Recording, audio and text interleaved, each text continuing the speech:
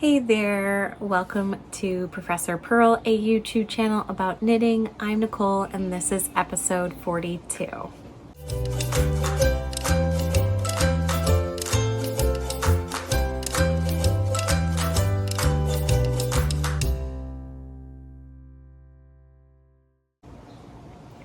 If you're new here, the channel Professor Purl gets its name because I am a math education professor, lives in the Pacific Northwest, and I love to knit.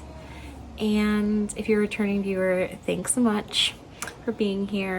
So this channel is about sharing about my knitting and what I'm working on. And I'm currently in the 4th week of my semester, and it is just that time where there's lots of grading and students feel like a little bit more overwhelmed, and so it's just knitting has been a place of peace for me, and so I'm really excited to share what I'm working on. I'm also really excited because it's sweater weather. I am sitting on my porch and it's just magical. It's just 62-ish degrees Fahrenheit, and so it's perfect sweater weather. And I'm wearing one of my love notes. I've made 6 love notes, and so this is a version of the love note that has no lace. So I followed the pattern exactly for this version, just where there was a lace pattern. I just didn't do lace. I didn't add any extra rows or anything. So I just really love it with no lace as much as I love it with lace. We've had on this channel 2 make-alongs about the love note. They were called the Love Note Love the first year, and then last year it was the Love Note Love second annual, and we're gonna do another one, and I'll talk about that in Dream Knitting. So I think, yeah, if you're interested in casting on a sweater, or maybe if you've never knit a love note and you want to knit a love note, that would be awesome. Or if you've never made a sweater before, it could be a good one. All right, I have one finished object today, so let's get into that.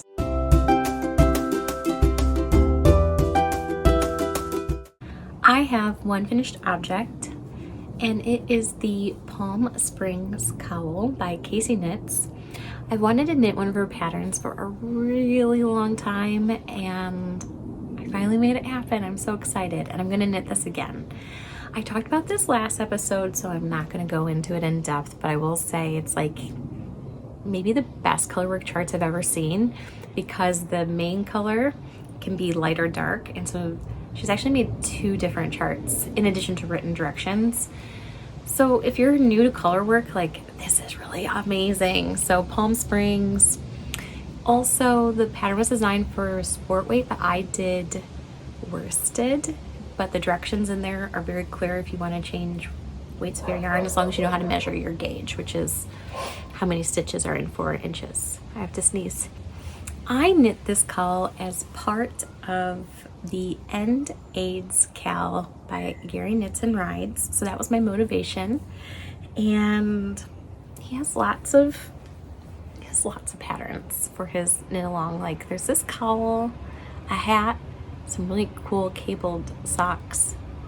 There might be more I'm forgetting, but it's so good.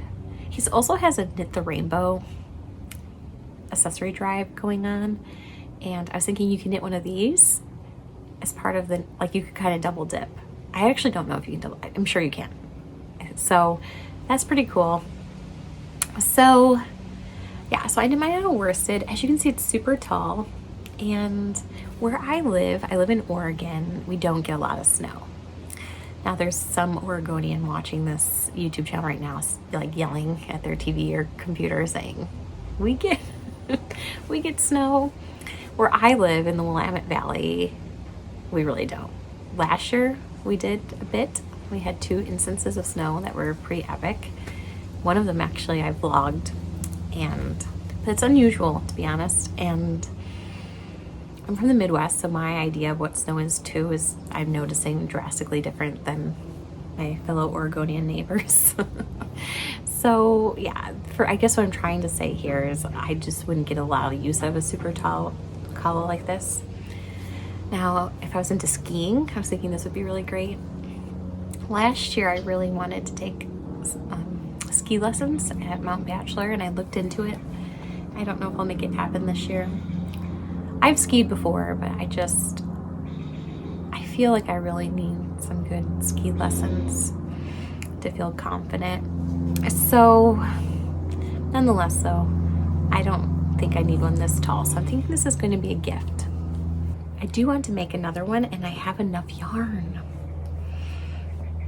So if I make another one, I think I'm going to do 2 repeats instead of 3 repeats. I think that would be quite nice for me in like everyday use.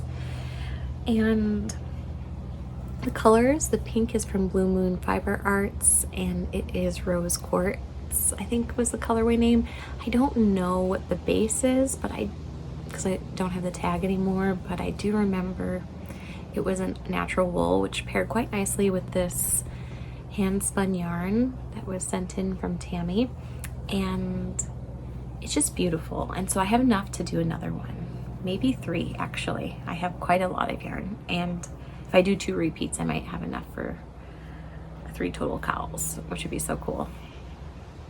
And so I'm not going to cast it on this week because you'll see in Dream Knitting, but it is on my list, and I like this idea of making some cowls for Christmas, so I'm going to be saving this for a gift. And I blocked this, and it was my first project in a Handspun, and oh my goodness, blocking it just like really transformed the project. And it looked beautiful before I blocked it, but I just feel like it really zhuzhed it up when I blocked it. Anyway, I just love it. I went on for 5 minutes about a cowl because I love it so much. So anyway, that's part of Gary Knits and Rides and Aids cowl. You should check it out. Check out Kacey Knits Patterns. So good.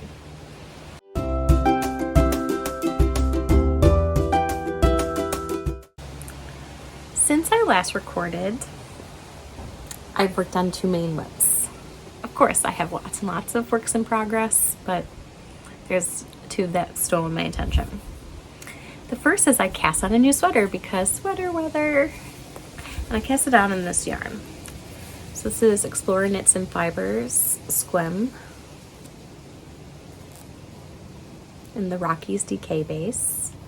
Super squishy. And this is Fuwa, which is 70% brushed cashmere, 30% gouache merino.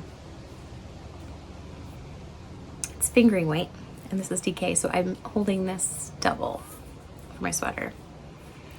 Look at those colors. So good. Okay. Before we talk about the sweater, let me talk about Fuwa as a base. I cannot even. It is so nice. I'm a mohair girl. I love mohair. I love holding mohair with my fingering, and I'm going to keep doing that for my lifetime. I love mohair. I've knit with mohair even before it was like cool. Like I definitely did it in my 20s. Maybe mohair's always been cool. I love mohair. I like the fuzz, and it doesn't bother me, but there is a little prickle for some people. I would say a lot of the mohairs now have silk in them, and like compared to like the 90s and early 2000s, like a lot of the mohair like has silk, and so for many people it doesn't bother them at all, and it's just like super soft. That's me. But for some people there's like a prickle, and so then like suri is a nice alternative. That's alpaca, but some people are allergic to alpaca. Cashmere. This, like, I could see how somebody could feel a prickle in mohair. I don't feel it, but I can see how somebody could. But like this is just, it's everything. So this is an amazing alternative if you're looking for a buzz. Okay, all this cliffhanger. Oh, one last thing. I got these when I was at the Flock Fiber Festival recently in early August, so it feels good to be using them right away. I love that when I do that. Doesn't always happen, but okay. So the sweater I cast on is the Milkweed by Jamie Hoffman. It is a top-down colorwork sweater. Let me see if there's a picture of it that doesn't have.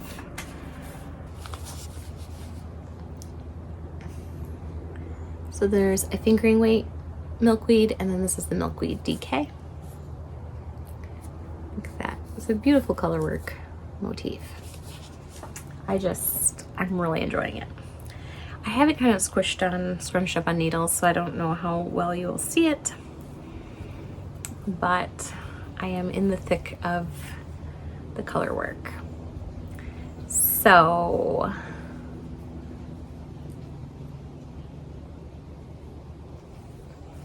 I just am loving the way that motif is looking with the fuzz. I love it so much. Where to start? So I did a cast on I don't normally do that was recommended in the pattern called the cable cast on, so that was really fun. It has traditional short row shaping in the back that I'm used to. Though it's traditional, I would say I did it in a way I hadn't done before. So normally how I do it is I like do a short row really far, come out, do a short row really far, and just come in and work this way. And that is not how it's done. And so normally I like go out far, go out far, go out far. I'm using a German short row, and then I knit like the double stitches around. It's not done that way. So that was cool, because as a sweater knitter that kind of nerds out on that, like I really enjoyed that. And my opinion about Jamie Hoffman as a designer is like up here right now, because I'm super opinionated about German short rows, and she did use them. Then she did this unique kind of waved short row shaping. And then a lot of people do make one left and make one right for the increases on sweaters, and that's great. Like, that works fine, and you can totally do that. And they look good. And I do that, but there's other increases, like these lifted ones that I think are like gorgeous and like look very seamless in the garment, and she does those too. So to me, she's like doing all the like the beautiful finishing things, so I love that. So I don't carry my floats. I don't catch my floats, so that's my little unpopular knitting secret. It's not secret if I'm putting it on YouTube, I guess, but it'll be fine. So when I'm carrying this double, what I'm doing is I do have 2 skeins of this. I didn't know how much I'd end up using by holding it double through the yoke, so I didn't want to wind up the whole other skein. So, I mean, I could have just done 2 skeins and held them, but what I'm doing instead is pulling from the outside and the inside. Seems to be working fine. I was just thinking it was like one less ball to be carrying around. And so there it is, double. And I'm about, I would say, halfway through the color work repeat. If you have watched my Flock Fiber Festival videos on this channel, you might know that I felt a little overwhelmed at Flock Fiber Festival, and I did not buy enough yarn in the main color. So this will be a short sleeve sweater instead of a long sleeve sweater, more than likely. Or maybe I'll get like 3/4 length. But it's not going to be the full sweater that's in the pattern because I don't have enough yarn, which is totally okay because I love a short sleeve sweater. I have lots of short sleeve sweaters. I get a lot of use of them. Again, my opinion about the weather in the Pacific Northwest is different than others. I don't wear worsted weight sweaters here. I have a couple. Well, I had a lot when I lived in Illinois, but like here, I might wear them a few times. Like these kinds of sweaters, like that are DK weight, I get the most wear. And the nice thing for short sleeve sweaters for me here is I can layer them by putting a shirt underneath or wearing a cardigan over, and that's been important for me out here. I am missing telling one of the most important parts about this sweater, which is this sort of like a friendship sweater. So Emily, who's the botanical knitter, she and I were chatting and we decided we would find our yarn at Flock Fiber Festival. So she's using Lola Bean Yarn Company as her main, and like something about voter suppression and like leaves. It was like a cute pun. It's a beautiful autumnal color. And then she's using Explorer Knits as the contrast color in linen, and she's knitting the Milkweed sweater DK, and I'm knitting the Milkweed sweater in DK, but like totally different colors, but same sweater. And we're both going to be going to the Sacred Sheep Fiber Festival in November, and that's really around the corner here. So I've got plenty of time to knit it, and I'm gonna wear that with Emily and hopefully take a picture and hang out and have fun. So that's kind of the motivation with that, and that's really fun. About 4 weeks ago or 5 weeks ago now, like the start of my contract or the school year, I decided I would cast on a half and half wrap by Purl Soho as like meeting knitting. And this is like a long haul project. Like this is not going to be done for a really long time, but I did want to show you an update that I have been working on it. So here. This is something. All right, so here's my progress keeper, which is from Charmed and Dangerous, a little strawberry. And this is where when I last showed it to you, where I was. And so I've put in a couple inches, which may not seem like a lot, but these rows are so long and fingering weight, and oh my gosh. I grabbed the contrast color so you can see what this is gonna look like. Yeah, so I'm not going to show this every week, but I did want to let you know I am still working on it. I just worked on it in a meeting. Actually, when I take it out of this bag, look at this cute bag. I can't even. This is I always forget the exact name. That crafty little fox. So this is like wax canvas. It may not stay in this bag forever once it gets giant, but it's like perfect right now. But when I open it up, it smells just lovely. It's like definitely emotional support knitting at work. So I have this Tuft like lotion that I put on before I knit it, and so it's making my knitting smell like this. And it is Tuft Woolens Lanolin Rich. Our balm is luxurious and all natural way to take care of your hands and body. Yeah, it's so nice. Sometimes we're using a little rustic yarn to use it. Now I know a lot of people wouldn't call this linen quill rustic. It does have a little bit of linen in it, and it is super soft, but it's not like super wash soft, and so I do enjoy putting on a little, especially with dry skin, a little bit of this lotion. So this is the plum and amber one. Oh, it smells so good. And so it's just like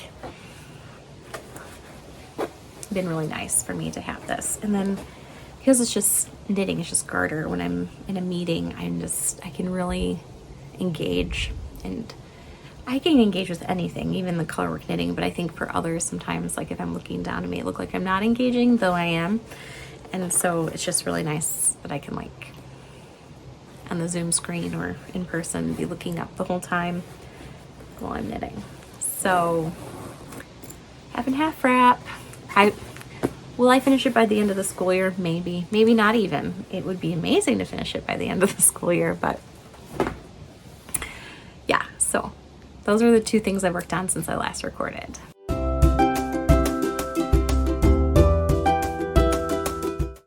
We are to the dream knitting part of the episode, and there's a lot of dream knitting, like a design, another make along, Halloween knitting. So this is a lot. But it's like, oh, I'm just feeling like knitting all the things and drinking pumpkin spice lattes and pumpkin chai and sitting on my porch. Okay, so there's the fall shawls make along. Fall shawls, y'all. I mess it up every time. Melissa from Stitches Be Slippin' was making fun of me. It was really cute because I do mess it up every time.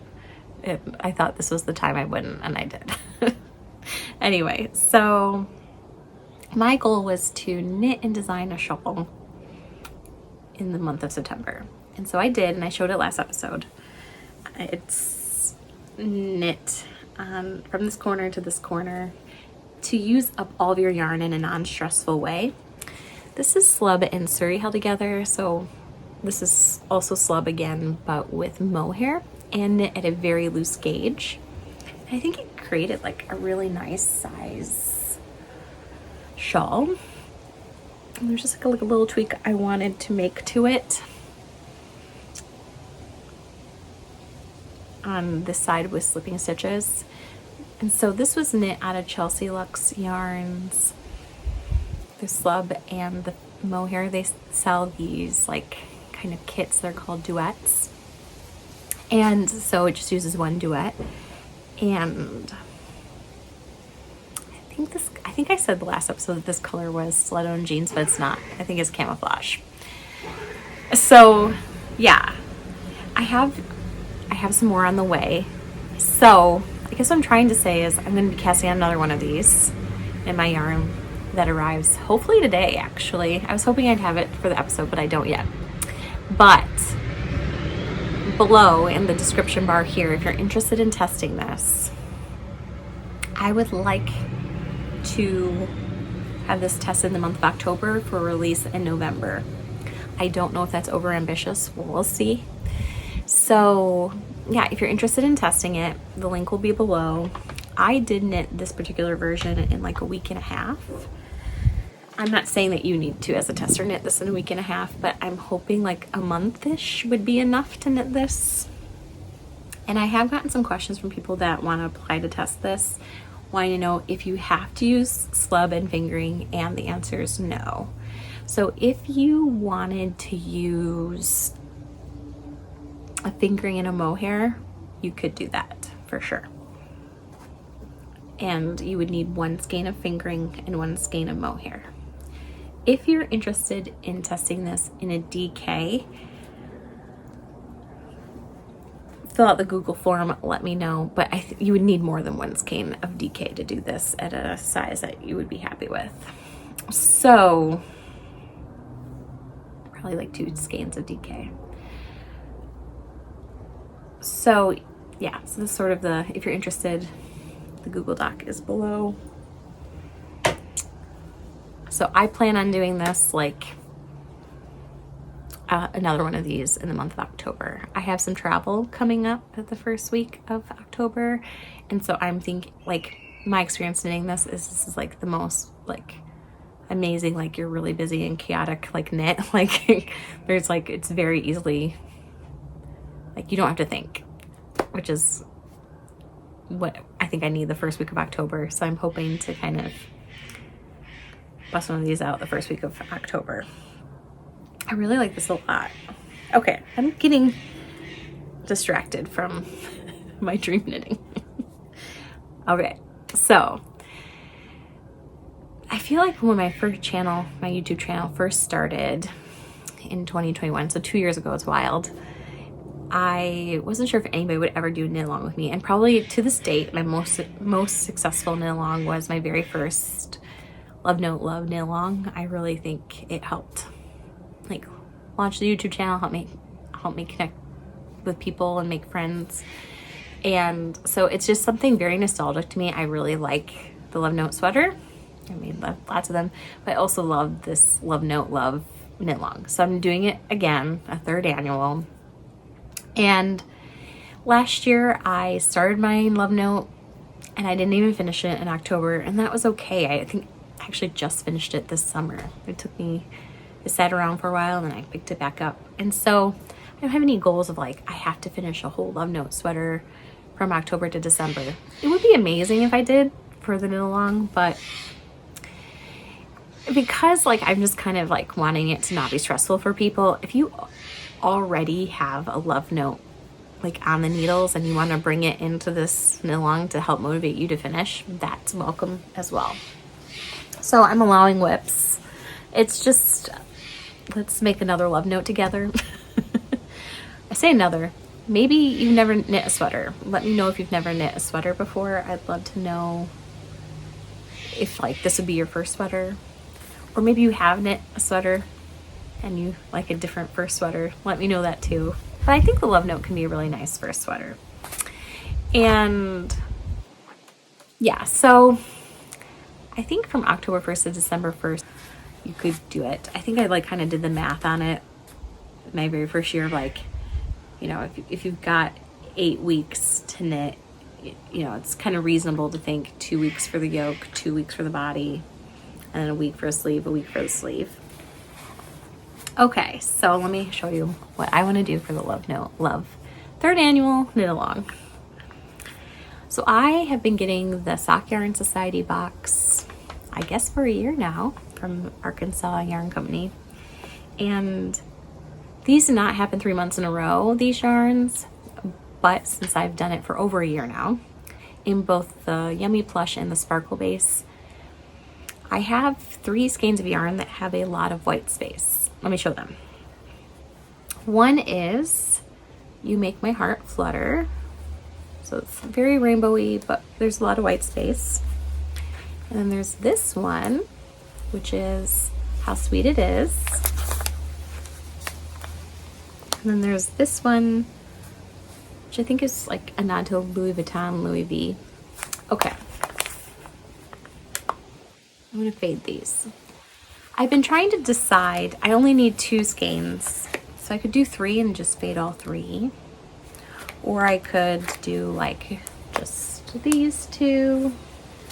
Holding them up in the camera, I'm liking these 2 together more so than this one. But if I did all 3, this is what I would do. And looking at it in the camera, I'm feeling like I would do these 2. So I'm gonna do a faded love note with lace. And this is fingering, and so the love note requires you to do a DK weight or a fingering held with a fuzz, kind of. So I, last night, ordered some Knit Picks Aloft mohair in white. And so that's gonna even mute this a little bit more. And it already has a lot of white space, so it's gonna be a very white love note with a little bit of like kind of secret speckles, like, because it's gonna, when you use like a mohair and a variegated yarn, like it really like tones it down. So even though this might be looking like a rainbow right now, if I'm using a white mohair, it'll change the fabric of it. So my thought about it is I'm going to start with the heavier color up top by the face and get down to the yoke, and then start doing every other, like a row for a few inches, and then end, and then hopefully have enough yarn left to kind of do a similar fade situation on the sleeves. So that's my love note, love plans. I'm really excited about it. I actually don't have a hand knit white sweater. I understand this isn't like pure white, but it's gonna be good, I think. It's gonna be really good. Okay, so that's a lot of knitting plans, like a design, a knit along. That's enough. I already have some other sweaters on the needles.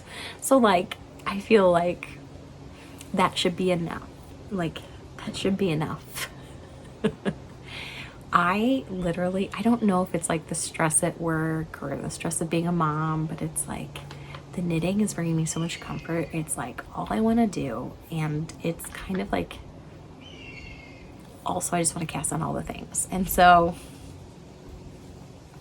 we got some more things that I'm going to be doing, and these are also going to be happening soon. Okay. There's another make along happening through Pacific Knit Co. and maybe somebody else. I don't want to say for sure Fangirl Fibers, but maybe also Fangirl Fibers. I should probably check on that.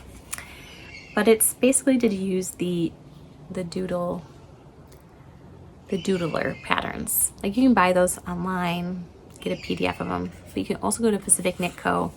and you can buy these like packs that are cards. And I won't take them out because I don't want to give anything away, but before I record this episode, I was in my kitchen just playing with this. Let me just show. I had a bunch of these cards laid out. Okay, I'm going to cover up some numbers so you can't see.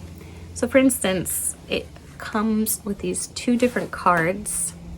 On the back side that I'm not showing you is a pattern on how to make these 2 different, and I'm covering up. It gives you some recommendations where my hands are covering up on like how many stitches to cast on. And then there's this regular cowl and this kind of infinity cowl. And then it gives you the pattern on the back of these. So these are the 2 cowl patterns. And then there's these little cards, and I won't flip it over to show you so I don't give a chart away, but there's all these cards. Let me show you. Look at all these cards. These are all autumn themed cards. I've picked the ones that I like the best, put them on the top here. I have way too many picked.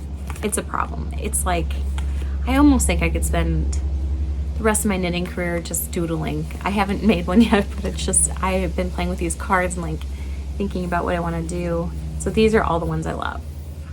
I like these ones too, but these are like my top. And like, if I did all these cards, it would be ridiculous.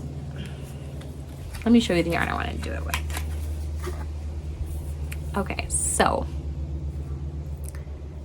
I can't even. This is like, I love Halloween so much. Orange and black, not exactly my colors. But in this setting, these are my colors. Because it's like pink, orange, and black. I love these so much. It's called Scream Queens Doodle Bundle. So it was like made for this. Like I'm gonna knit my sweater, knit my shawl. I have to knit a Halloween cowl, like today. It's so good. And I'm so excited about it. So there's a lot going on, and I also have a lot of yarn, so I was like, I don't need to buy any more yarn. I just need to, in this month, enjoy what I have and knit the things. And then Bumblebee Acres posted a spooky update, and I just couldn't resist. And the yarn came, and it's my first Bumblebee Acres skein of yarn, and it's spooky. And it sounds dramatic, but I think about it every day. Like, I'll be like doing work or something, and I'll just think about this squishy Halloween yarn and how I want to cast it on. So obviously I'm knitting a pair of socks. Also, obviously, I don't ever really finish socks. I do finish socks. I have a lot of finished socks, but I also have a lot of unfinished socks. Probably more unfinished socks than finished socks. I think, I don't even know how many unfinished socks I have. And my husband's the same way. I think last summer we recorded a sock parade where we showed like all of our single socks, and so I just really like casting on socks. So I'm not claiming I'm going to knit these socks, but I'm definitely going to start knitting these socks, which are stop. Okay, first of all, like, what a cute label. And then the orange and the black, but pink with it and purple. And the colorway is called Boogity Boogity.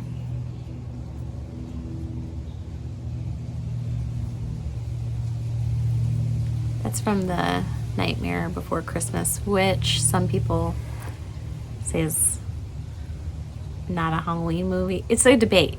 Is it a Halloween movie? Is it a Christmas movie? My kind of stance on it is yes. It's a Halloween movie. It's a Christmas movie. It's all of it. Okay. I don't know if you can see like how plump and amazing this is. Okay. This is the Coquette sock base. So it is 75% superwash Corriedale wool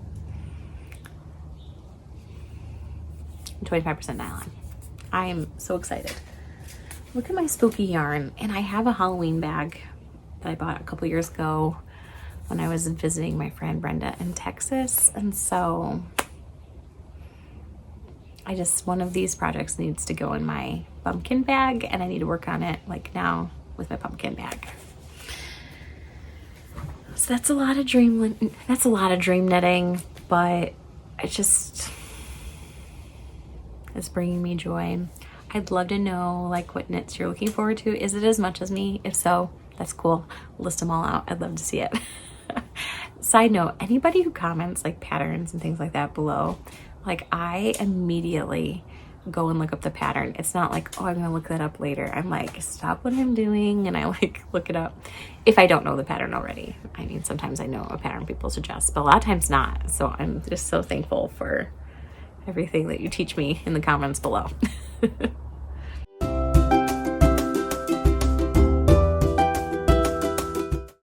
All right, we are to the Professor's Pearls segment of the episode, and this is the segment where I chat about my connections that I'm seeing between being a professor and knitting. Sometimes it's just like being a human and knitting, but today, like, the big idea is about like finding joy and happiness in things that you are not good at or perceive yourself to not be good at. The inspiration for this came probably about 2 weeks ago when I left my class. I'm teaching this face-to-face class it's a math content class with nearly all freshmen, undergraduate freshmen, and we just had the best time. And I got a couple of emails from my students that were like, you're blowing my mind about math. Like, and then I'm having the best time. And like, there is no better compliment to me about that, particularly from a group of people who like perceive themselves to not be good at math, or who've had experiences that have been negative about math, and so I started to think about this idea about finding joy and happiness in things that you aren't good at or that you perceive yourself to not be good at. So that was sort of like where it started. And then a funny story about my daughter Matilda is my daughter Matilda, like, and this is like a little bit of a mom brag here, but she's a really good swimmer. Like, she just is really fantastic at swimming. And she's 5, and she tried out for this swim team and she made it. And she swims with a lot of older kids. And she's doing a good job, like she's keeping up with it. And she loves it, loves it. She's in a lot of activities. So she's also just recently started this class called Acro. It's like a dance class. It's like acrobats. And you work on handstands and headstands and somersaults and bridges and things like that. And she's not really good at that. I don't mean that in a disparaging way, but it's a new thing. And she's not super good at it. And she loves swim team, so I don't want to say that she doesn't love swim team. But since she started this acro class, it's all she can talk about. She's like just finding so much joy in this thing that she's just starting. And I thought, wow, like that's so cool. And then just yesterday, I have to pick her up from school early because the way the swim team practices is it's before school gets out really. So I have to pick her up from school early on some days. And so I went to pick her up from school. Well, actually, like I was getting her ready to go to school and we were talking about how I need to go pick her up from school early. And so I was like, just a reminder, I'm going to be picking you up from school early today. And she's like, why am I the only one that has to leave early for swimming? And why is nobody in my class swim with me? And I was like, well, that's because you're really good at swimming, so you're on a swim team. And I thought I was like, I don't know, saying something nice. And then she looks at me and she says, but I'm really good at lots and lots of things. She's like, for example, I'm really good at walking backwards. And she kind of started walking backwards. And then because we were getting ready to go to school, she's like, I'm really good at the first step of tying my shoes. Like there's, 3 steps of tying your shoes, and she can do the first step, like really good. And it was such like a humbling moment as a mom. Like I was just kind of like, oh my goodness, like it really took me back about like this idea that your perceptions of like what you're good at and like in what society tells us. And it was just really good for me to be like, yeah, walking backwards is amazing. And also, and it just kind of refreshed my memory, or just kind of like encouraged me to like support her in the things that she is also like growing in. Like, do you know what I'm saying? Like, it's okay. Like, yeah, she's really good at swimming, and yeah, she's really good at other things, but to be equally excited about the things that you're not good at. And while she's swimming, there's a young boy who's 6, and his brother who is 10 is on the swim team swimming. And so the boy that's 6 is in the stand sitting with me. Well, not with me, with his mother. And he like has asked to learn to knit, and so I've been teaching him to knit. And it's been delightful. I would say probably the past 2 weeks I've been teaching him to knit, and I brought him some needles and some yarn.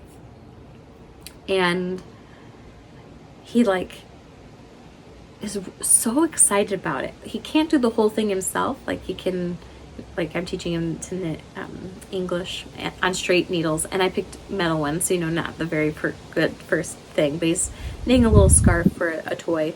And so he definitely has the wrapping the yarn around like perfect, and sometimes gets the sticking the needle in right, and needs some help on like pulling the needle off or the stitch off. But it's been just delightful, and he has this like exuberance about learning something, and it doesn't matter if he's good at it or not. He's just really excited about learning it. And so I guess like in one hand, I guess my reflections have been around this idea of the excitement of learning without like the product. So like being excited and finding joy and happiness in just learning.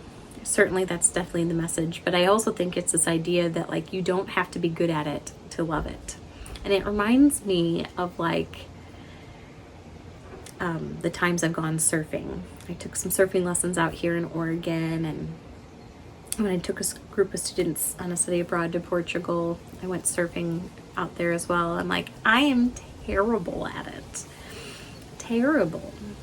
But I love it when I do it. Like I love it so much. And I think that is how, I'm going to get to the point here, how all knitters are. Because there's nobody who learns to knit that's just immediately wonderful at it. Like it, actually learning to knit is like a really hard thing and kind of messy. We all like made a scarf that maybe looked like this, or maybe we didn't knit a scarf, but like our very first knitting project is like, everybody knows it's like a little rough and tumble, the first one, and subsequent ones sometimes too. And like, but why did we keep going? Like, why did we keep knitting when we weren't good at it? And when what we were turning out like didn't like turn out the best. Like we kept going for other reasons. We found joy and happiness in like the doing. Like everybody talks about like process versus product, and I don't think it's that easy to say you're a product knitter or a process knitter. Like I really don't. I think it's like really hard to put people in like little bubbles like that. Like maybe you're like, no, I'm like a product knitter, but like there's something about the process, right? Because if it was a product, we could just go out and buy it, right? But we don't. We make it. And I don't know. So it's just been on my mind incessantly about the past couple weeks, which is this idea of like just finding joy and happiness in things we perceive ourselves not to be good at, or that we are legitimately not good at, and that's okay too.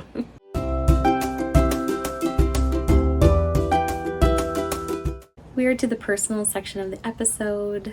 So if you've made it this far, don't forget to like and subscribe. And from this point forward, there's just no knitting content, it's just personal things. It's been a wildly busy time, and so there hasn't been a lot of recreational reading, though I have finished a book and I'm almost done with another book. So I finished reading You're a Badass by Jen Sincero. I did give it a 3 out of 5 on Goodreads. I really liked the message it had about like how you perceive yourself and how that's really important, the way you see yourself and the things that you like manifest for yourself by the ways that you like speak to yourself, like consciously and unconsciously. And like there was a lot about manifesting, which I did enjoy all that. I think I gave it a 3 out of 5 instead of a 4 out of 5 or a 5 out of 5, because for me it was just like lacking a little bit in like, how do you move beyond just manifesting something for yourself? Like, you might have a dream and you might really want that dream and you might think really highly of yourself and believe you can do it, but like, but you need to do more than that. You can't just dream. You also need to take some steps towards that dream. And so I felt like that was lacking personally. But I've also been reading Fairy Tale by Stephen King. Now, I did start reading this summer and absolutely fell in love with it and have talked about it on this channel, but I had to return it before I finished it. I waited 26 weeks for Fairy Tale. Got it. I'm a slow reader, and so I didn't finish it in time, and I couldn't renew it because there was a wait list. So I had to return it to the library, renew it again, and then I had a 10-week wait, and it's back, and now I'm almost done with it, and I will finish it. It was hard to get back into after not reading it for a bit, but I love it so much. I want to read it again. It's just so good. And I'm not I read all of Stephen King and a huge Stephen King fan. Like, that's not to be disparaging towards Stephen King. Like, he's an incredible author. It's just not my thing, all of his books. And I was drawn into this book because in middle school I read a book called The Eyes of the Dragon, and loved it. And this is a similar vibe. It's a totally different story. They're not related, and it's typical Stephen King, like, just wild. But it's not typical Stephen King because he has these 2 books, The Eyes of the Dragon and then this one, that are very like for people who like fairy tales and fantasy, and I love this book, Fairy Tales, so much. So I definitely will read it again, and it has me feeling nostalgic, like I want to read The Eyes of the Dragon again. So what are things we've been doing? So school, I'm back to teaching. Matilda's in kindergarten. Kyle's working. He's not in school or working, but like Matilda and I like our like whole thing has been like school, and that's been consuming a lot of energy. And then also Matilda is in full swing in her fall activities. Okay, so she's in ballet, and we're hoping she'll be in the Nutcracker again. I think she's going to be a mouse. So exciting. She's in this acro class, which is, out of everything she's doing, her favorite. And then she's on swim team. She also has swim lessons. She has violin lessons. It's all a lot. I'm just like running her around everywhere. I actually take violin lessons with her, so in that sense, like, it feels like something I'm doing too. Though I don't take ballet or acro with her. I'm getting her prepared for them, and usually when she's doing that, I'm taking a walk around town, getting a little bit of exercise in, and during swimming, I've been knitting while she does that and teaching the child to knit, and so that's been really fun. And even though we are like wildly busy, I would say there's pockets where like we have like 2 hours between activities or something like that, and we're finding a lot of joy in like the things at home in those pockets of time. So we've been playing out here on the porch a lot. Like Matilda has been doing like the spirograph and playing with these Crayola scrubbies, where we've been sitting in the driveway and just doing bubbles a lot. And that's just been like so fun and probably my favorite parts of the day.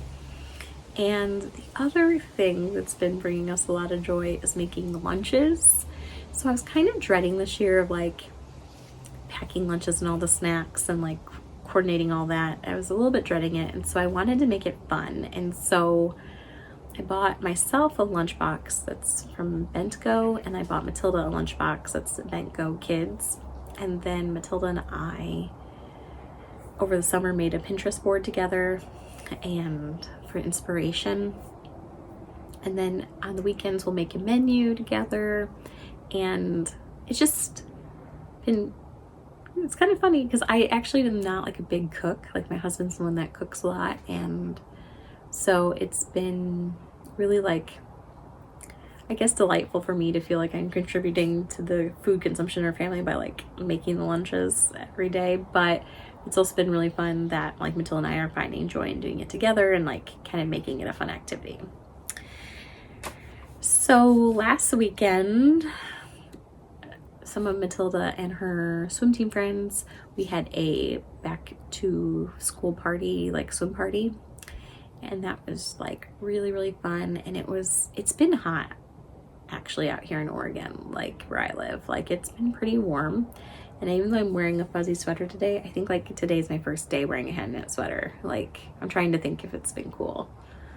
It's just been really warm actually. And so like maybe that's probably why I'm so excited to record this. Like it's just been really warm. And so yeah, this pool party just this past weekend was in the evening and swimming, and like it still felt like summer, but it's not. Well, I mean technically it's still summer, right? Like it's fall later this week, so it depends on when I get this edited. But yeah, so anyway, I'm just really excited about fall and all the things that come with that, like school, pumpkins, like the teas, the coffee, the knitting. And I hope you're enjoying fall. If you're in the Northern Hemisphere, if you're in the Southern Hemisphere watching this, I hope you're enjoying spring. Makes me so happy that I have knitting community here and knitting friends. And so thanks for watching. Bye.